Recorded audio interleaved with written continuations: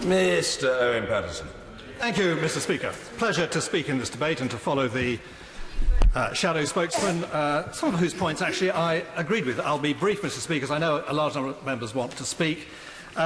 In simple terms, to get the message across, this is a bad motion spawned from a bad bill. And going right back, and I've said this many times, and members of this House yawn and look tired at the fact, I'm looking at the chairman of the Select Committee, 17.4 million people voted. This is a constitutional first because the people went against the voice of the establishment. Leader of the House and others have long sat here believing in parliamentary democracy. But this time, for the first time in history, the people were given the right to decide very clearly, and to the horror of the establishment, political, commercial and legal, they went against it. Very briefly. Talks about what the people wanted. Were the people told in 2016 they would be leaving the EU on the 29th of March 2019? They were told that we would leave and take back control, and then in the ensuing general election, the two main parties and the DUP confirmed that leave meant leaving the single market, leaving the customs union and leave the remit of the ECJ. And that was confirmed by 498 and then 494 members in the second and third readings of the withdrawal bill, which triggered Article 50, which triggered departure actually on March the 29th.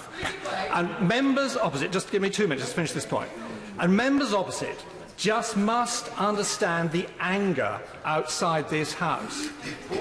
The frustration will turn into something which I would not like to quantify. People approach me the whole time. I get letters, emails, calls, because it's very clear that this House, perhaps stunned by the immediate impact of the referendum, voted to trigger Article 50 and now done everything they can do to stymie it, culminating in the bill which went through last night under ridiculous circumstances. Originally, a second reading through by a majority of 1, and then rammed through with hardly any procedures here. I'll give way to the honourable lady. Right honourable lady.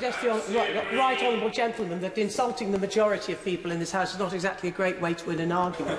But could he confirm that he himself said that we would be wrong to leave the single market? And would he also confirm that the Leave campaign made it very clear that we would not leave the European Union before a deal on trade, a long-term relationship had been established with the EU before we left? That's right, isn't it?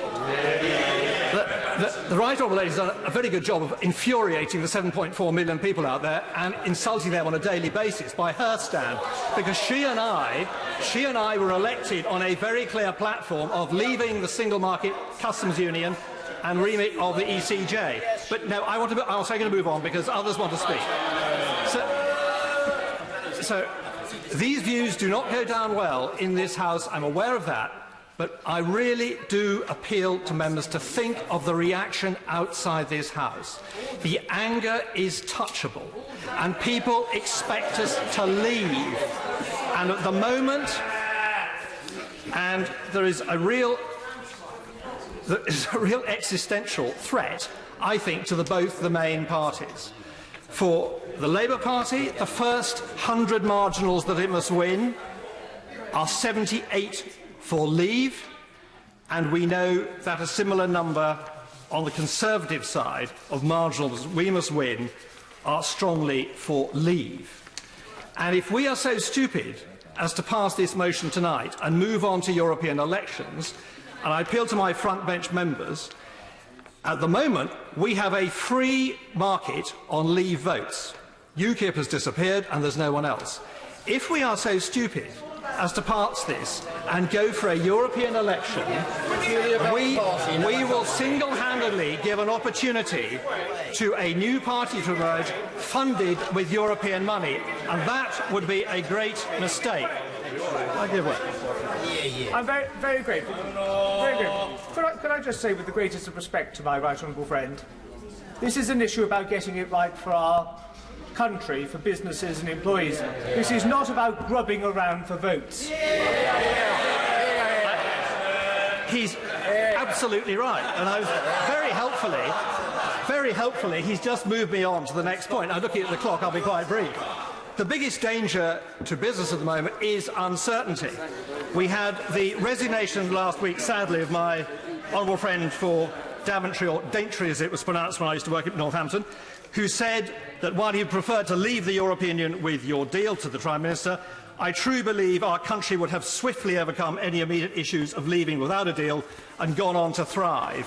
And it is absolutely clear there has been a relentless campaign of Project Fear against, quote, no deal. There is no such thing as no deal. There have already been a succession of mini-deals. We were told that aeroplanes wouldn't fly. That has been sorted. We were told that drugs wouldn't arrive. Right, my friend, the Secretary for Health and Social Security, he has fixed the drugs problem. We know from Monsieur Puissot, who runs the ports of Calais and Dover, that they are relaxed. And when you look at the WTO terms, WTO Facilitation Treaty, and sanitary and phytosanitary terms, it is illegal for our partners to arbitrarily stop shipment of goods which conformed the day before we left.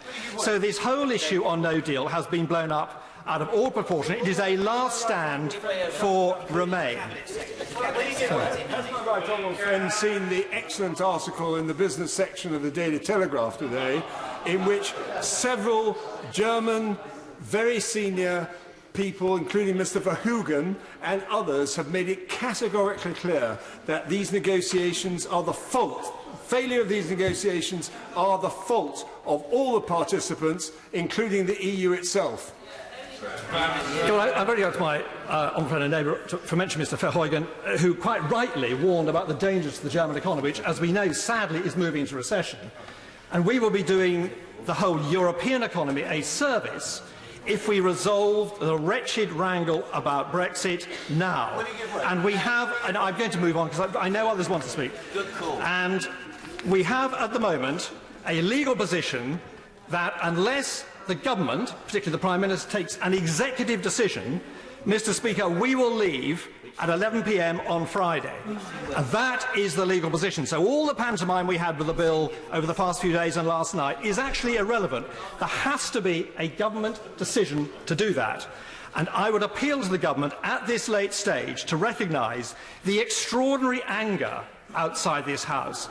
The fact that this House is not listening to the 17.4 million who voted to take back control.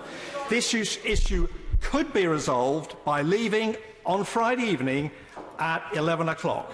And lo and behold, we would see that all these fears, there might be some interruptions, there might be some disruption, but nothing like the damage to the integrity of our democratic institutions. The people have said to me, Mr Patterson, I voted all my life, I'm never voting again, because they, and that means all of us in this House, are not listening. That will be profound, and that is a much, much bigger danger than a few small interruptions which will be sorted out in the next few weeks. Thank you.